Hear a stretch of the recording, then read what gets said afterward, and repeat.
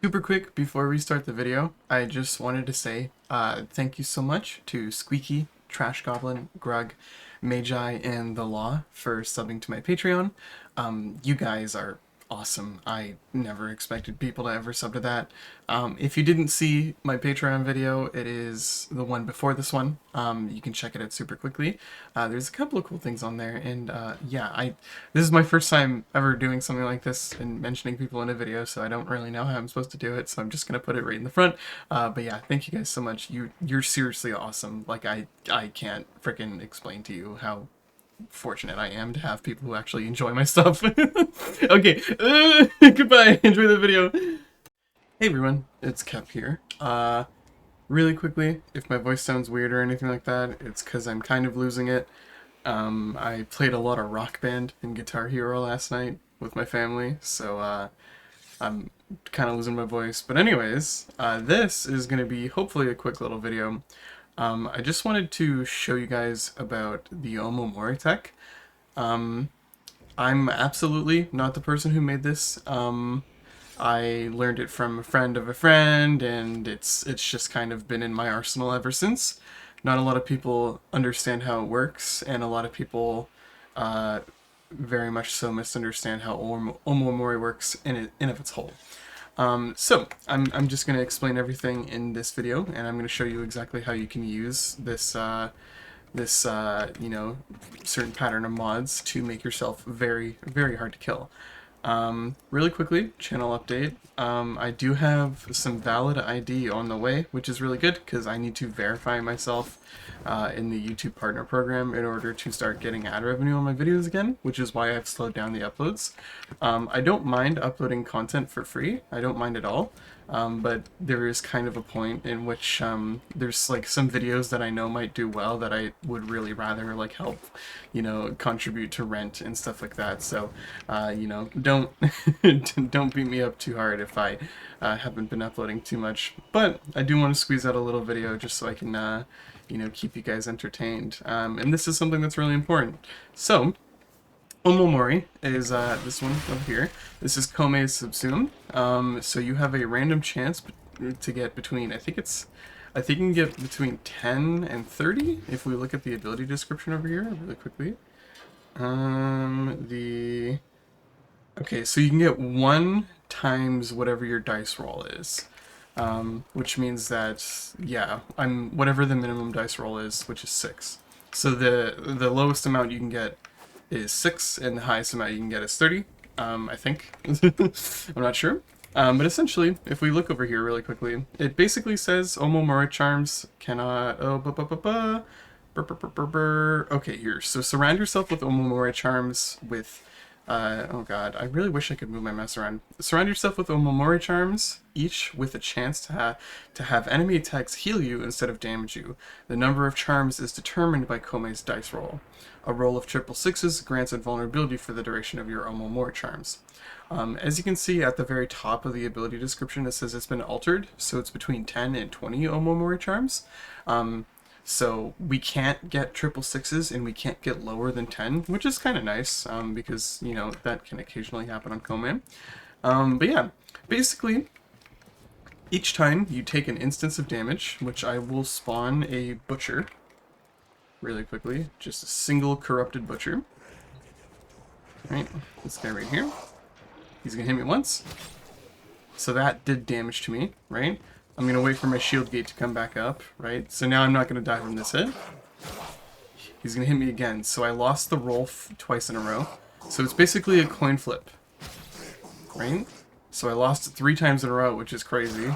There we go. So Omamori healed me. So that was a 50% chance. And mind you, the chances of actually not getting healed 3 times in a row is really freaking low, so that's actually really surprising. This is probably gonna heal me again. Yeah, so that healed me again. And as you can see over here, there's some hits that aren't really counting. And that's really important for us. This might kill me. Yeah, it would have killed me if my shield gate was down. But as you can see over here, it's pretty self-explanatory. You just have a 50% to avoid damage. If it were up to me, I really think that it should be 75%, or maybe it should scale with some kind of stat. because I feel as though 50% is a little bit too flaky. However, what we have and what we can do with Omamori to make it really, really good is we can use a combination of 3 mods. We can use Catalyzing Shields, we can use shield regen delay mods like Fast Deflection and Vigilante Vigor. So these 3 mods make it so that you become really, really, really, really difficult to kill. And essentially, how they're working is when you combine both of these shield regen delay mods, aka minus 30% shield recharge delay and minus 45% shield recharge delay, your shield regen delay is going to be 0.2 seconds. Which means that when you take damage, there is going to be a delay of 0.2 seconds until your shields will start regenerating again.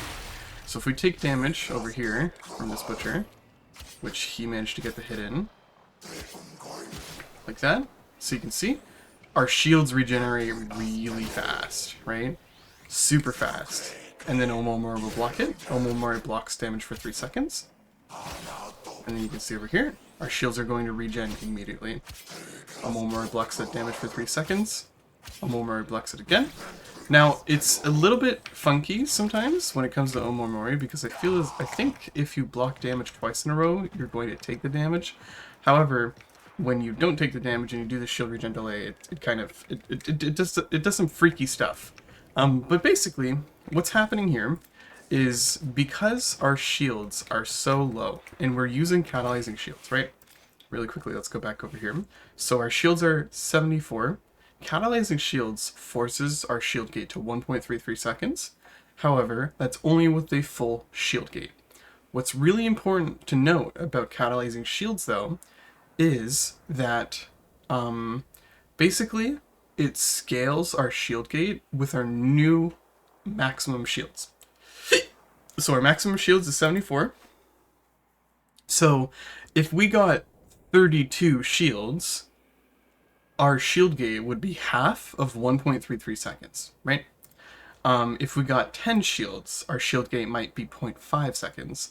Whereas if you took catalyzing shields off and we took damage, then our shield gate would be something like, 0.1 seconds or something, really crappy like that. So that's kind of why catalyzing shields is really important when it comes to this build, is it forces your shield gate to extend itself much longer by regenning only a little bit amount of shields. And that's why this Omamori tech is so strong, is because it's very low investment, it's very low effort, and it helps you a lot in avoiding damage. So I'm just going to summon, I'm going to do a Grineer battle group, and then I'm going to make them level 50 right now, or 60, right? Because I don't want to overbear it. But as you can see over here, so long as you are moving around, you're going to have that little 0.2 second duration, or that shield regen duration. Oh, I might die here. Nope, Omamori blocked it for me. But you're going to have that 0.2 second grace, basically. And so long as you're moving around amongst enemies, they're going to have a really hard time hitting you. And on top of the fact, you have the 50% chance for Omamori to instantly recharge, on top of the fact that your shield gate is now scaling with your new shield level, meaning that you can constantly be refreshing your shields. And so you can see over here, if you look down on my abilities, you can see that Omamori is just going to be ticking down over and over again. And that's kind of the beauty of what this tech does, is because it's a very passive and very low effort solution to survivability. That is going to help you a lot. You do get a sound cue when Omamori is below 5, which is really nice. But yeah, basically all you really need to do is just run around and not get hit. This doesn't really change for levels, but I would say for sure, if you're going to be standing in front of a group of Steel Path Corrupted Heavy Gunners, like 20 of them or something like that, it's not going to be able to handle that. But it will be able to handle normal play absolutely fine. And it can stretch into level cap, but you might need some other survivability solution. A great idea for running survivability with Omamori, and especially this tech, is having a Sentinel that can slow enemies really well. Right here I have a Hellstrom build, if we really quickly look at the Hellstrom. This is Rad Viral Primer. So basically what this is going to do is it's going to prime them with radiation. It's going to armor strip with corrosive. Oh, no, it doesn't have viral on it. Hold on. Okay, let me really quickly... I think I need to swap you and you. I'll give electric. I don't really need an electric. So I have magnetic and radiation and viral. And what I can do in this case is I could probably just boost this with a little bit more status chance. So here we go. So now they're prime viral. You can do the corrosive route. It doesn't matter too much, but basically what we have on here is Shivering Contagion, and we have cold. No, we don't have cold. Motherfucker. Okay, this is annoying. This isn't the build that it should be. Rad Viral Primer is not what it should be. I'm just really quickly just gonna say fuck it and redo this. So we want Prime Firestorm because it's going to help the AoE for our thing. If we look over here, Prime Fast Hands is going to be really good. Oh, it has a magazine of 80 though, so I don't think that's going to be too big of an issue. Oh right, we wanted to put Shivering Contagion in here. We want a lot of fire rate. Definitely a bunch of fire rate for this thing. It's going to be shooting quite often. And then we can put viral on, and then we can put radiation. No, but we don't want viral here because, yeah, so here we go. This is corrosive cold. I think the first setup I had was actually correct. I'm so tired. It's the morning. I just woke up. And then I'd say we could probably put another fire rate mod on. Oh no, we want multi-shot here, really quickly. Split chamber, we can really quickly just sub this out here. Okay, there we go. Boom. If you don't know how Shivering Contagion works, it basically just gives you a chance for cold procs to spread between enemies. As you can see over here, this guy is completely frozen. And just having a Sentinel that's going to run around and prime for you is going to be really, really nice. This is going to be slowing enemies and giving them rad procs. They're going to be shooting each other instead of shooting you. So you can really kind of pass through and not need to worry about it too much. I did take damage there. Damage will slip through, by the way. Unless you're like really going crazy with parkour, like imagine you know, running around doing something like this, right? Bullet jumping and everything, which is what Warframe players normally do, right? If you're going to be running around and bullet jumping, you're probably not going to be taking damage as much, especially if you have a Sentinel that's going to help you prime up enemies like this and really slow them down. So, yeah, basically that's the Omamori tech. It's really, really cool. It's probably not best to use on Excalibur, I'm going to be completely honest, but I have some builds that I think are really cool that use it. I have a speedrunning build for Mirage. Which, I mean, here, if you wanted, I know somebody's going to ask for it, so here, you can just copy this. This build is probably one of the reasons why Mirage was one of my most played Warframes, was because I was using this build in particular to speedrun a lot of things. When you need big damage and good survivability, and you don't have to, like, you don't want to worry about it, then you can use this build. But the reason why Omamori is so good on Mirage is because she has these clones, and these clones are very, very good at distracting enemies. So very rarely is Mirage herself going to be taking damage, aside from, you know, a guy like this who's going to be doing AoE damage. They're going to be shooting out the clones, like, a lot, which is really, really nice for us, because it means that we can just kind of sit here very, very comfortably, and they're basically going to be looking at our clones.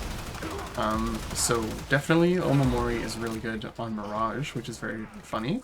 Really nice passive kind of CC with your clones, on top of the fact that you will basically not take any meaningful damage.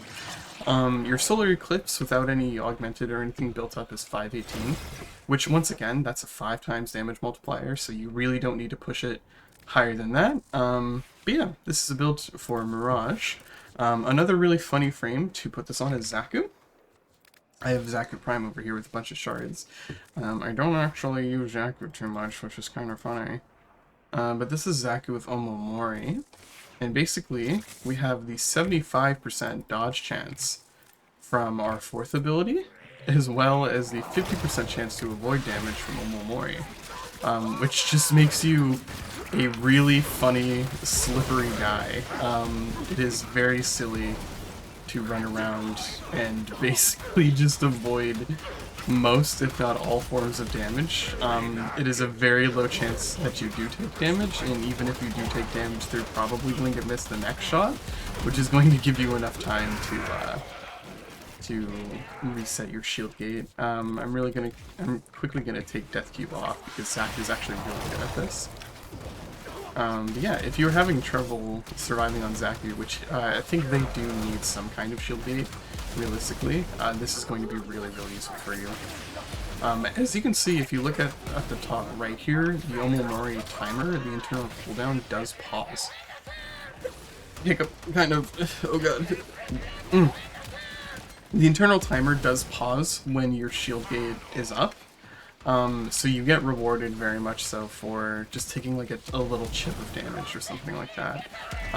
But yeah, basically 75% dodge chance. On top of the slow, if you ever did want to inflict the slow, is going to be really, really useful for Xaku in particular. But yeah, there's a bunch of other frames that really benefit from this tech. Really quickly, I will show you what it looks like against an entire group of corrupted heavy gunners. And I'll max this out. So this is never going to happen in an actual game, but it's worth it to just show you guys, just to see, like, this is what an actual flurry of bullets looks like. As you can see, they're going to be missing a lot of their shots. Omamori is going to be returning a lot to us. The good news is that they're not always really going to be shooting at us, but as you can see over here, that dodge chance from Xaku is going to be helping us to get the HUD. Omamori just saved our butts there. But yeah, basically, when the Omamori charm runs out, you're given enough time to regenerate your shield gate. It is super duper cool to see this in action. It feels very high stress when you're using it. However, when you kind of get used to the way that it works, you don't need to keep anything in the back of your mind. Omamori just kind of does its thing, and it's going to help you a lot. Definitely with Koumei, this is a really, really, really good survivability technique. Koumei will just forever be the queen of this. The reason why she's so good at this is because her shields are 44 by default, which means that her shield gate is scaling off of 44 shields, which means that even if she regenerates 10 shields, her shield gate is going to be much, much higher than a lot of other Warframes. You can just look at the invulnerability bar. We're going invulnerable for nearly a second. As I said, though, having an entire group of corrupt heavy gunners in front of you is probably not very good for you. You know, but yeah, basically that's just Omamori tech. I don't know if I have this on any other frames. I occasionally will use it. I think I might have put this on Mesa. Let's see. I do have a build with Mesa that's running it. Ooh, actually, this is really interesting. I'll show you guys this while I'm here, because this is really funny. If you put Staggering Shield on Mesa, which is really cool, what you can actually do is you can kind of infinitely... Corporate Heavy Gunner. I think I need the shield regen delay mods as well here. Let me just really quickly remod this. We put Staggering Shield on her, and then we also put the shield mods, which I do for some reason have triple D polarities, like this. And status chance, we're gonna give it some strength, so we have a higher chance at 77%. Just gonna pump full strength. There we go. So we have a 100% chance to stagger an enemy, and then we have a 50% chance to avoid damage. And what this means is basically, even though our Omamori is giving us that invulnerability period after it breaks, the enemies are going to be staggering themselves, and they're going to be stopping themselves, which is really funny. I might die here. Yeah, I took damage. Yeah. It's better to test it on a couple of them, because obviously you're not really going to be fighting against 20 corrupted heavy gunners in a game, so I'm going to put 3 of them here. I think 3 is definitely enough. But yeah, as you can see over here, these guys will stagger themselves off of you, and it's very silly. Omamori healed me a ton there. This build needs more duration really quick. I will show the fashion as well. Some people might want to see the fashion. The reason my energy is black is because ballistic battery turns you blue for some reason. But I know some people might appreciate the fashion really quickly. Super unscripted video. Let's see. Let's put some more duration. I actually don't think that range matters. No, it seems like it does matter. Yes, I do want some range on Mesa for her stagger shield. So really quickly, I'm just going to put stretch on there. That's going to extend it to 15 meters. I don't know my crepusculars on there. That's whack. I literally don't know what I was doing with this build. I'm not gonna lie to you guys. I'll just slap on some prime continuity here in the wrong slot, just to increase the duration of Shadow Shield up to a usable amount, so I don't need to freaking worry about it. Now that Shadow Shield is up and it actually has a decent range, you can see over here, you're basically never going to take damage because the stagger lasts longer than 0.2 seconds, which means that your shield is going to start regenning. On top of the fact that Omamori will occasionally help you avoid that damage instance. So it's really, really silly to combine Stagger Shield with Omamori. Obviously this won't work against overguarded enemies, which is kind of cringe. But I do think it is a very, very silly little synergy that you can do with Mesa that I figured out when I was testing her. But yeah, I think that's everything. Just be creative, and realistically, you can put this Omamori on like a lot of Warframes. Any Warframe that kind of has some sort of passive CC is going to benefit quite a bit from it. Like Neja is going to be really nice. You know, Necros, because a lot of people, or a lot of enemies are going to be shooting at his shadows if you wanted to make a shadow build. Yeah, there's a ton that you can do. Omamori is super duper cool. It used to be like super duper bugged as well, and you would absolutely break the game if you had like Overguard in Omamori. But yeah, that's a 20-minute video on how Omamori is really cool. I thought it was gonna be a quick video, but I rambled too much. Ugh. Yeah, Omamori is really cool. I like it a lot. I use it on a lot of Warframes, and you should too. It's very useful. You just gotta learn how to play with it. And yeah, goodbye.